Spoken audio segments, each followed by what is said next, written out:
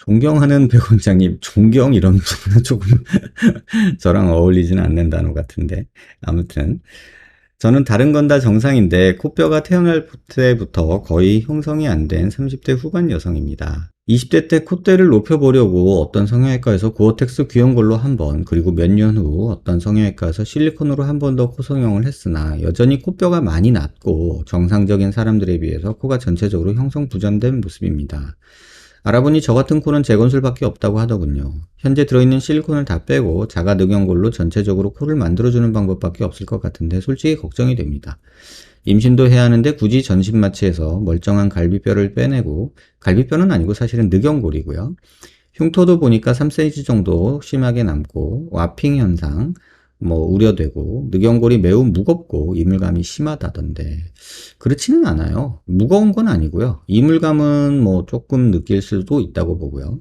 근데 그렇게 많이 심한 건 아니에요.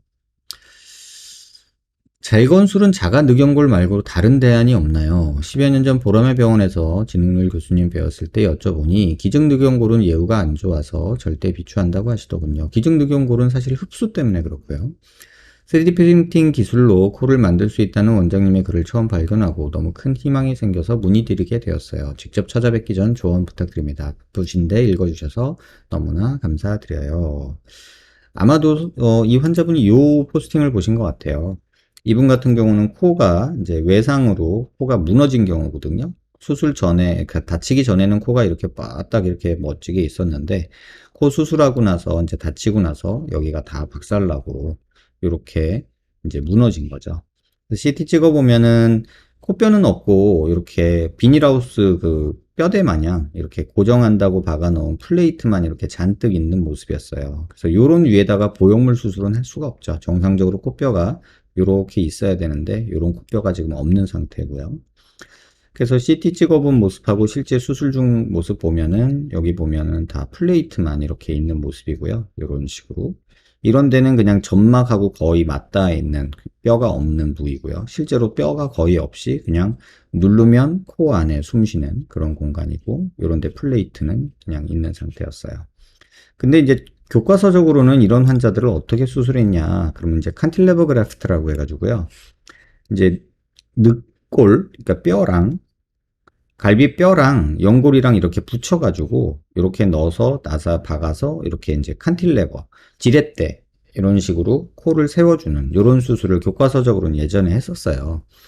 근데 사실 요게 제가 대학 있을 때 몇 번 해봤는데 아우 막 모양도 이상하게 막대기 들어간 것 같고 막 흡수도 생기고 영 못하겠더라고요.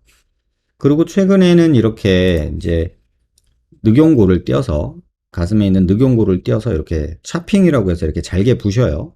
그런 다음에 여기 측두근막을 이렇게 떼서 이렇게 소세지 싸듯이 이걸 주머니를 만들어서 이 주머니 안에다가 연골을 넣어서 코를 이렇게 만들어주는 이런 방법을 또 많이들 하고 있죠, 지금 현재. 근데 이제 요 방법 자체도 좋다는 분도 있는데 요 조각조각 난 게 여기서 오돌도돌 만져진다는 분도 있고 흡수가 좀 된다 이런 분들도 있고 여러 얘기들이 있어요. 그래서 원하는 모습으로 만드는데 조금 제한이 있는 것 같다. 또 흡수 문제도 조금 있는 것 같다. 이런 내용이 있어요.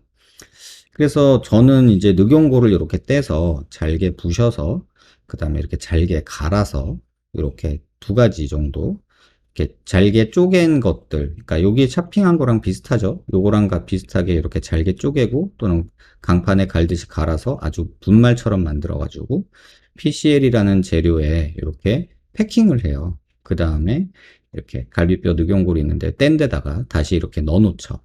이렇게 넣어 놓고서 한 두어 달 이렇게 묵혀놔요. 이걸 인큐베이팅이라고 하는데, 이렇게 묵혀놓으면 이제 PCL하고 이 늑연골이 다 이제 접착이 되고 그 사이사이 빈 공간에 흉살이 다 붙어서 한 덩어리가 돼요. 그러면 이게 이제 이물질인지 아니면 보형물인지 내 연골인지 헷갈리게 만드는 거죠.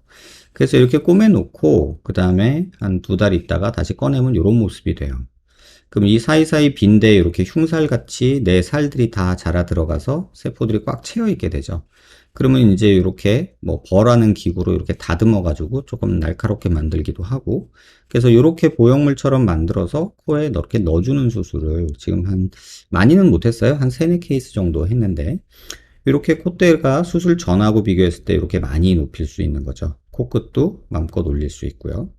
그래서 이렇게 만들어 넣어서 이제 실제 환자 모습 보시면 이게 수술 전 모습이고요. 이게 수술 후 모습이에요. 그래서 이런 식으로 바딱 코 모양을 세워 놓을 수 있다. 그래서 사선에서도 보면 이런 식으로 꺼져 있는 코 모습을 이렇게 바딱 수술을 해서 세워 놓을 수 있다. 이런 방법으로 수술은 할 수 있다. 그래서 여러분이 뭐 어떻게 생각하실지 모르겠지만 뭐 코가 아주 뭐 없다 이럴 때는 사실은 이제 재료가 마땅치 않아서 우리가 뭐 만들 수 없는 것들이 있죠. 왜냐면 뭔가 부족하니까 뭔가를 대신할 걸 만들어줘야 되는데 그 대신해서 만들어줄 수 있는 게 마땅치가 않아요. 그래서 이제 보형물이라는 걸 쓰게 되죠. 근데 이제 저렇게 이제 뼈가 없거나 그러면 뭔가를 만들어줘야 되잖아요. 근데 저런 상태에서는 보형물을 못 쓰거든요. 아까 여기서 보셨지만 뭐 밑에 바로 점막인데 보형물 넣었다가 코 구멍에 있는 그 균들이 점막 뚫고 들어오면 그냥 염증 나는 거거든요. 그래서 이런 상태에서는 자가 조직이 아니고서는 사실은 뭐 보형물을 쓸 수는 없고, 근데 자가 조직을 써서 뭐 이렇게 하거나 이렇게 하자니 모양이 또 약간 좀 부족하거나 흡수 문제가 있고, 그래서 이제 제가 택한 방법은 이제 3D 프린팅 기술 이용해서 이런 식으로 인큐베이팅해서 이게 뭐 자가 조직인지 뭐 보형물인지 헷갈리게 만드는 거죠. 내 몸이.